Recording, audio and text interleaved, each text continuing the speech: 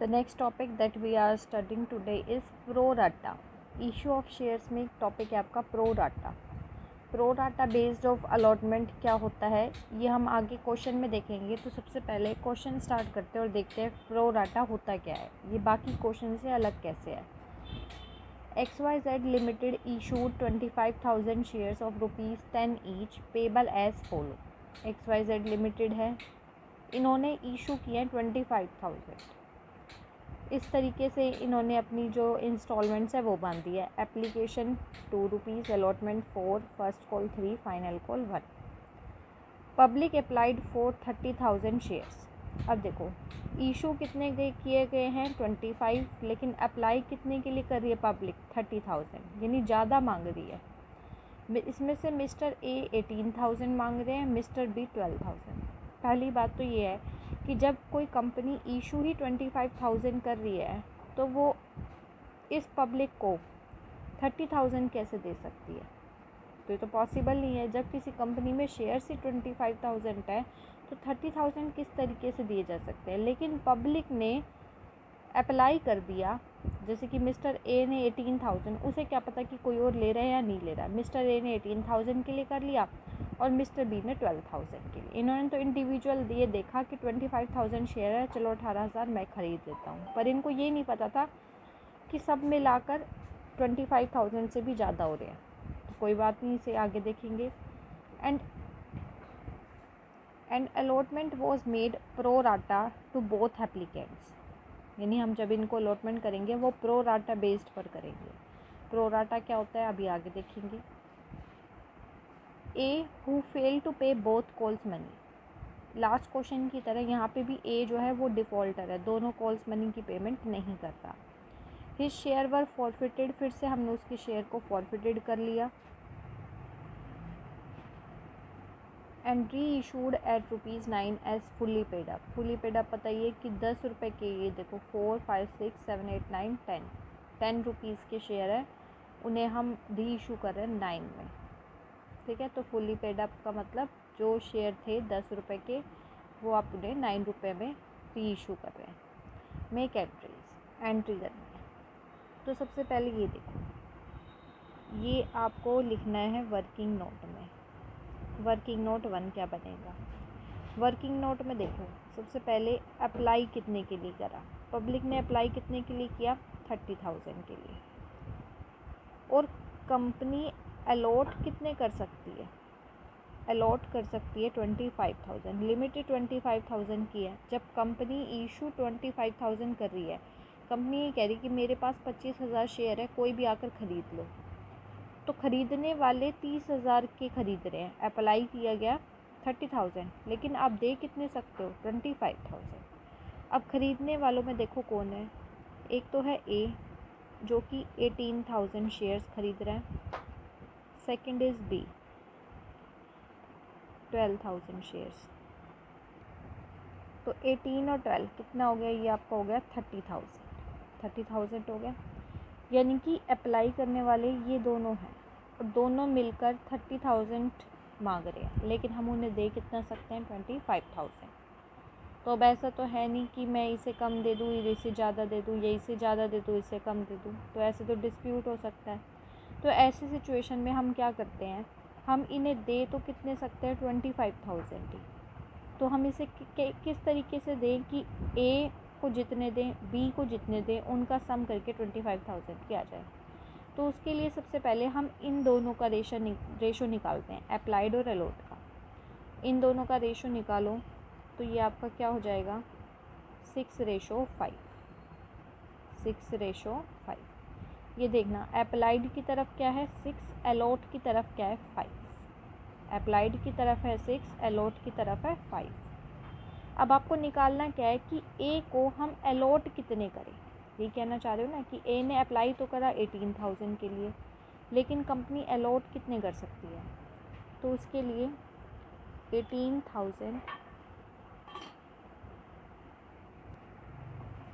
18,000 क्या है अप्लाइड है. अप्लाइड को डिवाइड किससे करेंगे अप्लाइड से. अप्लाइड में की तरफ क्या है 6. और जो आपको निकालना है अलॉट. अलॉट की तरफ क्या है 5. उसे हम यहाँ पर मल्टीप्लाई कर देंगे। तो ये खाली एक तरीका है निकालने का कि आप कितने ए को अलॉट करेंगे। अब आप अलॉट इसको कैलकुलेट करो, 15,000, यानी ए जिसने 18,000 के लिए अप्लाई किया था उसे अलॉट किया जाएगा 15,000। अब बी का कैलकुलेट करो, बी का कितना है, अप्लाई कितना किया बी ने 12,000 के लिए, अप्लाइड की तरफ कितना है 6 मल्टीप्लाइड बाय निकालना क्या है अलॉट, अलॉट में क्या है 5, ये आपका आ जाएगा 10,000।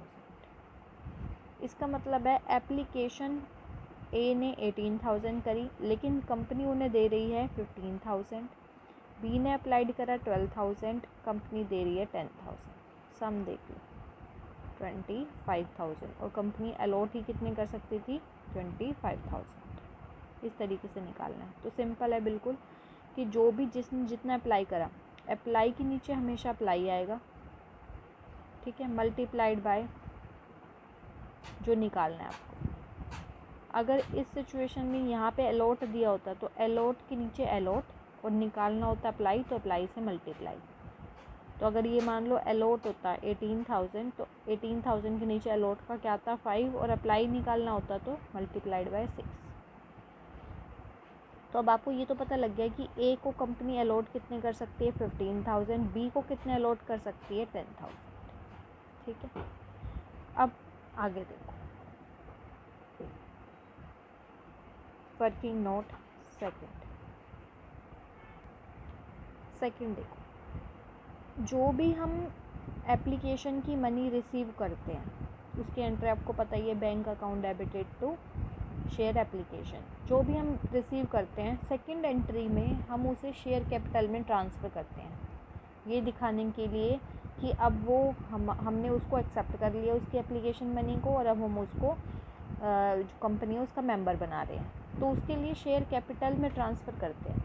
अब इस चीज़ का ध्यान रखना कि जो भी आप एप्लीकेशन मनी ले रहे हो वो तो आप ज़्यादा पे ही ले रहे हो।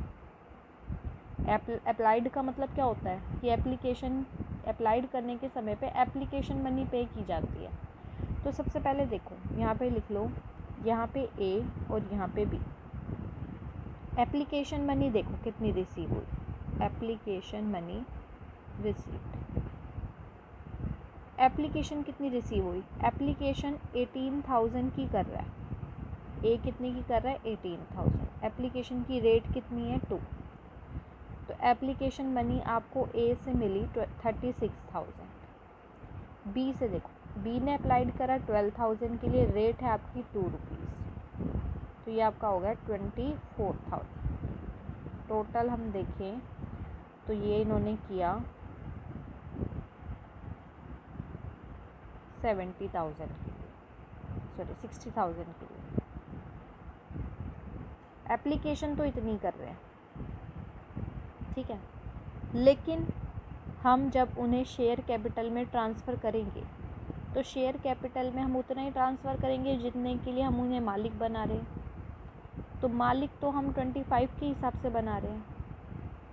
एप्लीकेशन के बाद हम उनसे उस कैपिटल को, हम उस पैसे को शेयर कैपिटल में ट्रांसफ़र करते हैं और शेयर कैपिटल में वही अमाउंट आता है जितने से वो मालिक होता है। तो हम उस मालिक के नाम पर हम कितना ट्रांसफ़र करेंगे, यहाँ लिखेंगे money transferred to share capital. Share capital में ट्रांसफ़र कितनी कर सकते हैं मनी, कितने से मालिक बनाएंगे 15,000 के हिसाब से। तो यहाँ पे क्या हो जाएगा 15,000 मल्टीप्लाइड बाय 2 30,000, ये हो जाएगा 10,000 मल्टीप्लाइड बाय 2 20,000, ये आपका हो गया 50,000। देखो आपने मनी तो रिसीव करी 36,000, लेकिन आप मालिक कितने से बना रहे हैं 30,000 से, ठीक है। तो आपको वो एप्लीकेशन के नाम पर कितने ज़्यादा दे रहा है 6,000 एक्सेस अमाउंट पेड। 6,000 ए ने ज़्यादा पे कर रखे हैं और 4000 बी ने, टोटल 10,000 रुपीज़ दोनों ने ज़्यादा पे करेंगे। यहाँ पे देख ही रहे थे, उन्होंने एप्लीकेशन तो ज़्यादा के लिए किया, लेकिन आप उन्हें अलॉट कर रहे हैं कब? तो एप्लीकेशन के समय पर उन्होंने पैसे आपको ज़्यादा दे दिए होंगे। ए ने आपको 6,000 रुपीज़ ज़्यादा दिए, बी ने आपको 4,000 ज़्यादा दिए। ठीक है, अब आप ये कहोगे कि हमने उनसे एप्लीकेशन के समय पर ज़्यादा लिए ही क्यों, जब मालिक ही 15 और 10 से बना रहे हैं। तो ऐसा नहीं होता। एप्लीकेशन के समय पर क्या होता है कि जो भी इंसान उस कंपनी में ओनर बनना चाहता है, तो वो जितने जितने शेयर ख़रीदना चाहता है एप्लीकेशन के हिसाब से पैसे दे देता है। उसे नहीं पता होता कि वो उसके कितने शेयर कंपनी में एक्सेप्ट किए जाएंगे। क्या उसने 18,000 के लिए मांगा तो क्या उसे 18,000 शेयर मिल जाएंगे? ऐसा ज़रूरी नहीं है। कंपनी डिसाइड करती है कि उन्हें कितने शेयर दिए जाएंगे। तो भले ही अप्लाइड ज़्यादा के लिए किया हो, अमाउंट एप्लीकेशन के समय पर ही ज़्यादा दिया जाता है। एप्लीकेशन में जितना उन्होंने मांगा उतना ले लेते हैं, लेकिन कंपनी उन्हें कितने अलॉट करेगी वो कंपनी पे डिपेंड करता है। ठीक है, तो उन्होंने अप्लाई 18,000 के लिए किया था, 12,000 के लिए बी ने किया था, टोटल 30,000 के लिए अप्लाई किया था। 30,000 के हिसाब से अगर हम एप्लीकेशन का देखें तो 50,000 रुपीज़ आ गया होगा, 60,000 rupees.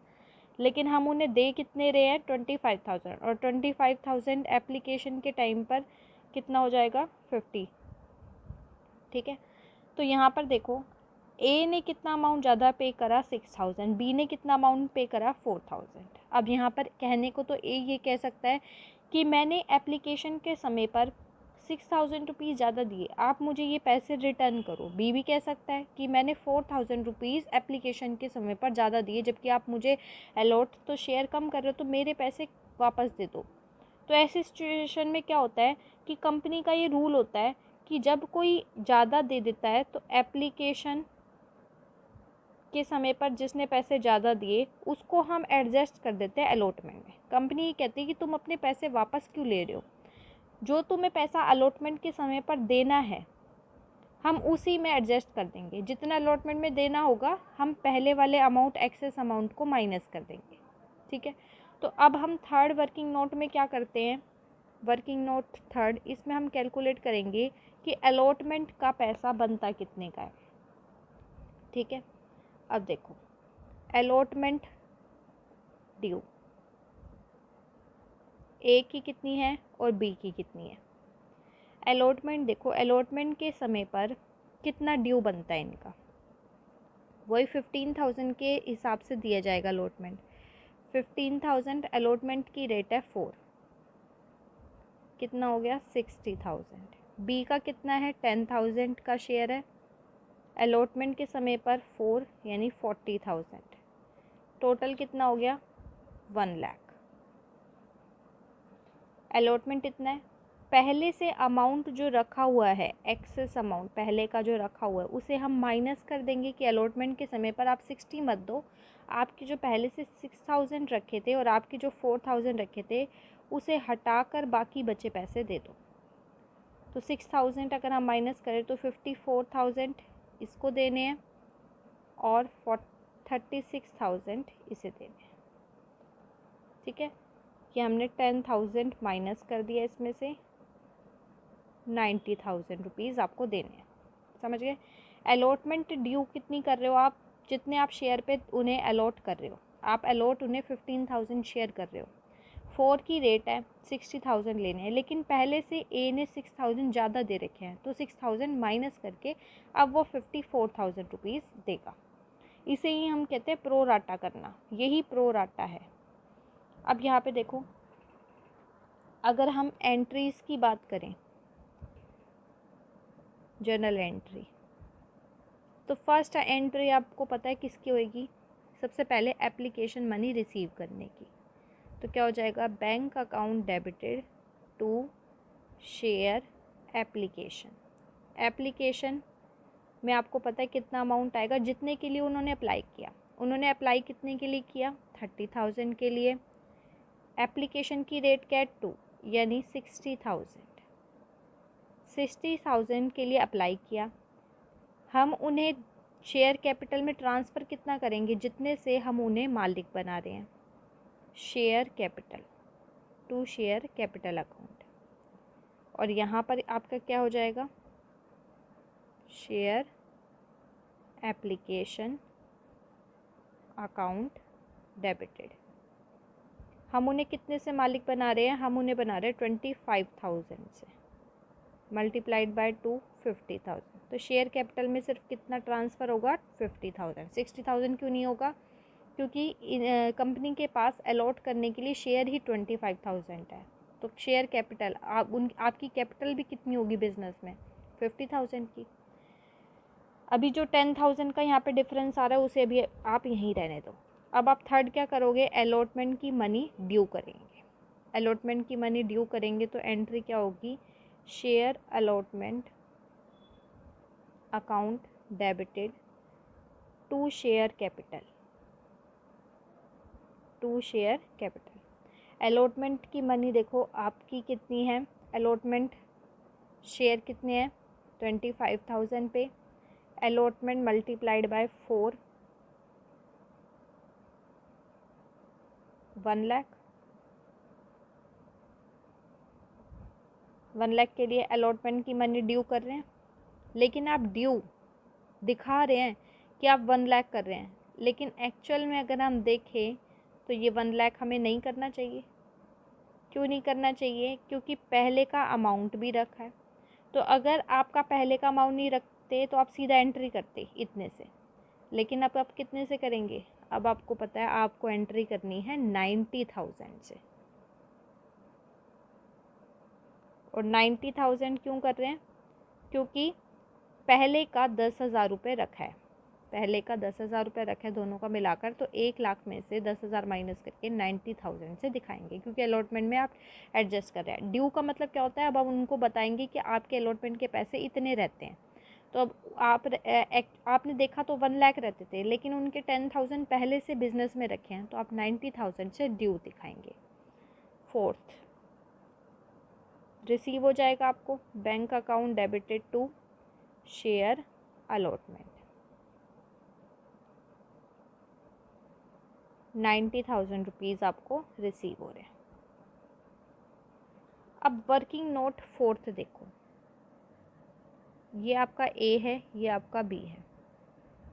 Application, allotment, first call और फाइनल कॉल। ए ने एप्लीकेशन दी, अलॉटमेंट दी, फर्स्ट कॉल नहीं दी, सेकंड कॉल भी नहीं दी। बी जबकि सब कुछ दे रहा है। अब इसके बाद वर्किंग नोट में यहाँ पे आप देख रहे हो कि ये तो आपने देख लिया अलॉटमेंट तक के पैसे दे रहा है, आगे फर्स्ट कॉल का पैसा नहीं दे रहा। तो सबसे पहले फर्स्ट कॉल का पैसा ड्यू तो करो, मांगो तो सही। तो यहाँ पे क्या हो जाएगा, शेयर फर्स्ट कॉल, कंपनी ने फर्स्ट कॉल का पैसा मांगा।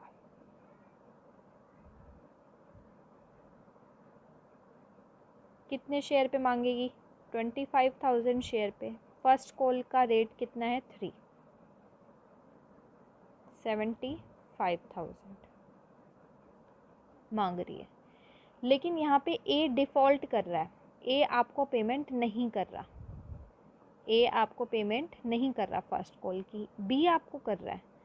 तो बी आपको दे रहा है बैंक अकाउंट डेबिटेड, बी आपको अमाउंट दे रहा है, ए आपको नहीं दे रहा।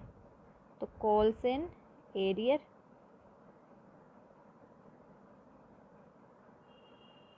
To share first call. अब देखो ए कितना दे रहा है और बी कितना दे रहा है। फर्स्ट कॉल का देखो, फर्स्ट कॉल ए और बी, कितने शेयर हैं ए के पास 15,000, फर्स्ट कॉल के बनते कितने हैं 3 के हिसाब से, ये आपका हो गया 45,000। बी का के पास कितने शेयर हैं 10,000 शेयर, 3 के हिसाब से 30,000 शेयर्स, इतने इतने बनने चाहिए, जिसमें से ए जो है ये 45,000 नहीं दे रहा, बी 30,000 की पेमेंट आपको कर रहा है। ठीक है, तो देखो बी आपको 30,000 की पेमेंट कर रहा है, आप उससे ले लो 30,000 की पेमेंट। ए आपको नहीं कर रहा 45,000, कॉल्स इन एरियर दिखा दो। ये कॉल्स इन एरियर है ही क्या, शेयर फर्स्ट कॉल का ही नाम है, एज इट इज़ इसे आप कह सकते हैं कि है।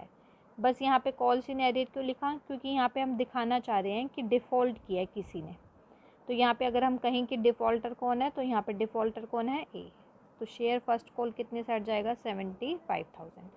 अब आपने मांगा, ठीक है, आपने फ़र्स्ट कॉल मांगा, कंप्लीट मांगा, लेकिन आया आपके पास इतना। अब नेक्स्ट आप क्या करोगे, सेकंड कॉल मांगोगे। 7th एंट्री में शेयर फाइनल कॉल मांगोगे। Share final call account debited to share capital. Final call में देखो ए और बी। फाइनल इसके पास कितने हैं, 15,000। फाइनल कॉल की रेट क्या है, 1, यानी 15,000 ए पर ड्यू दिखाना है। इसके पास है 10,000 मल्टीप्लाइड बाय 1, 10,000। टोटल आपको कितने से दिखाना है, 25,000 से फाइनल कॉल दिखाना है, तो 25,000, ठीक है। अब इसमें क्या हुआ, ए पेमेंट नहीं कर रहा, बी पेमेंट कर रहा है। बी पेमेंट कर रहा है तो बैंक में पैसा आएगा, बैंक अकाउंट डेबिटेड, और आप क्या दिखा देंगे, calls in arrear to share final call. Bank में कितना अमाउंट आएगा आपको, जो बी पे कर रहा है 10,000 पे कर रहा है, ए पे नहीं कर रहा 15,000, 25,000। ये हो गया। The next step is to forfeiture the shares. अब यहाँ पे आगे क्या कह रहे हैं कि ए ने फर्स्ट कॉल भी नहीं दी, फाइनल कॉल भी नहीं दी, ठीक है, कॉल्स इन एरियर में हमने दिखा दिया। अब हम क्या करेंगे, उसके जितने भी शेयर्स हैं उसको हम फॉरफिट कर लेंगे, ठीक है। तो यहाँ पे हम क्या करेंगे, सबसे पहले तो शेयर कैपिटल उसकी जितनी बिज़नेस में है उसे ख़त्म करेंगे। उसकी शेयर कैपिटल बिज़नेस में है कितनी, उसके पास शेयर कितने हैं, हमारे ए के पास है 15,000 शेयर्स।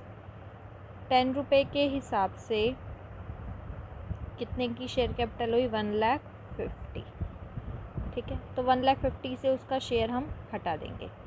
उसके बाद कॉल्स इन एरियर को ख़त्म करना है। यहाँ पे कॉल्स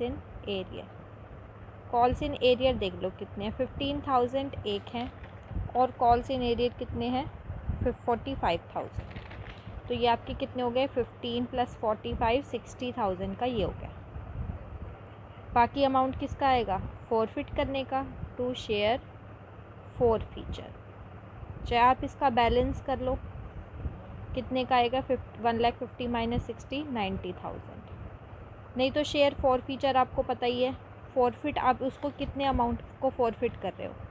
फॉरफिट में उसने एप्लीकेशन की मनी दी, ठीक है। फॉरफिट किसको करते हैं, एक तो उसने एप्लीकेशन के समय पर जितने पैसे दे रखे थे, एप्लीकेशन में उसने आपको दिए थे 36,000 दे रखे थे, 36,000 ये रही। और अलॉटमेंट के समय पर आपने कितने मांगे थे, 54,000, 6,000 हटाने के बाद। तो आपने कितने लिए, एप्लीकेशन प्लस अलॉटमेंट, एप्लीकेशन के 36, अलॉटमेंट के 54, कितने हो गए, 90,000। जो पहले से उसने पेमेंट कर रखी है उसी को आप फॉरफिट कर लोगे। तो आपने फॉरफिट कितने कर लिए, 90,000 रुपीज़ शेयर फॉरफीचर। ये आपके लिए क्या है, ये आपके लिए एक तरीके से प्रॉफिट है, क्योंकि जो उसने पहले पैसे दे रखे थे उन्हें आप जब्त कर रहे हैं। क्योंकि देखो उसने एप्लीकेशन दे दिया, अलॉटमेंट भी दे दिया। एप्लीकेशन कितना दिया, 36, अलॉटमेंट के समय पर कितना दिया, 54, ठीक है। इतना अमाउंट उसने दे दिया। फर्स्ट कॉल और सेकंड कॉल पेमेंट करने में वो असमर्थ है, तो इस समय पर हम क्या कर रहे हैं, इसने जो पैसा पहले से दे रखा था उसे हम अपने पास ही रख रहे हैं, हम उसको वापस नहीं कर रहे। तो हम अपने पास ही रख रहे हैं, तो हमारे लिए क्या है, एक प्रॉफिट है। और अगर कोई पूछ ले ये क्या है शेयर फॉरफीचर, तो ये टेम्पररी अकाउंट है, एक हम टेम्पररी बना रहे हैं कुछ समय के लिए। उसके बाद ये जो पैसा होता है ये हम कहाँ ट्रांसफ़र कर देते हैं, कैपिटल रिजर्व के अंदर। अब आपने फॉरफिट कर लिया। 10th एंट्री में हम क्या करेंगे, 10th एंट्री में क्या हो जाएगा कि आपको कौन पेमेंट कर रहा है, देखो ए ने तो पेमेंट की नहीं, बी आपको पेमेंट कर रहा है, ठीक है। तो आपने क्या करा, ए के तो फॉरफिट कर लिया आपने शेयर्स, ठीक है। अब बाकी आप क्या करोगे, बाकी को आप क्या कर रहे हैं, री इशू कर रहे हैं। अब री इशू देखो, री इशू के लिए आपने क्या बोला, री इशू के लिए हो रहा है his shares were forfeited and reissued at ₹9 as fully paid up, यानी 10 रुपीज़ के शेयर 9 में बना रहे हो। तो आप जिसको भी आप मालिक बना रहे हैं शेयर कैपिटल, तो ए के शेयर्स को बेच रहे हैं। ए के शेयर कितने हैं, 15,000, और 10 रुपये के हिसाब से बेचेंगे तो 1,50,000 हो गया। आपके पास वो पैसा देगा कितना, बैंक अकाउंट डेबिटेड, वो आपको 9 रुपये के हिसाब से देगा। 15,000 मल्टीप्लाइड बाय 9, तो 1,35,000 रुपीज़ वो आपको देगा। अब बाकी बचा हुआ जो बैलेंस आ रहा है वो आपके लिए लॉस हुआ। 10 के आप 9 में बेच रहे हो, तो वो जो लॉस है वो लॉस आपका आ रहा है 15,000 का। उस लॉस को हम इसी प्रॉफिट में से रिकवर कर लेंगे, इसी प्रॉफिट में से। तो यहीं से हम ले लेंगे, कहाँ से, शेयर फोर फीचर में से। और अगर एक क्वेश्चन अराइज ये होता है कि अगर ये लॉस इससे ज़्यादा आ जाए, मान लो यहाँ पे 90,000 है, लॉस 1 लाख, तो ये पॉसिबल ही नहीं है। हमेशा जो लॉस होगा वो इस प्रॉफिट से हमेशा कम आना चाहिए। इक्वल हो सकता है, 90,000 है तो लॉस भी 90,000, आप डिस्काउंट दे रहे होते एक तरीके से, 10 का 9 पे बेच रहे हो तो डिस्काउंट, तो आप डिस्काउंट उतना ही देंगे कि आपके पास जो शेयर फॉर फ्यूचर में आपका जो ये प्रॉफिट रखा है, ठीक है, जो आपने एप्लीकेशन और अलॉटमेंट लेने पर आपने जो जब्त कर लिया उस पर जो प्रॉफिट है, वो प्रॉफिट हमेशा इसके इक्वल या फिर क्या आना चाहिए, ज़्यादा आना चाहिए प्रॉफिट। और यहाँ पे लॉस आप कभी भी ज़्यादा नहीं दिखा सकते, इतना ही लॉस होना चाहिए जितना कि ये है, या फिर कम हो सकता है। ठीक है, आपने फोर फीचर भी कर लिया। लास्ट एंट्री क्या है, शेयर फोर फीचर का जो टेम्परेरी अकाउंट है हम इसे भी बंद कर देंगे, share four feature account debited, और इस पैसे को हम कहाँ डलवा देंगे, कैपिटल रिजर्व में। कितने का, 15,000। ठीक है।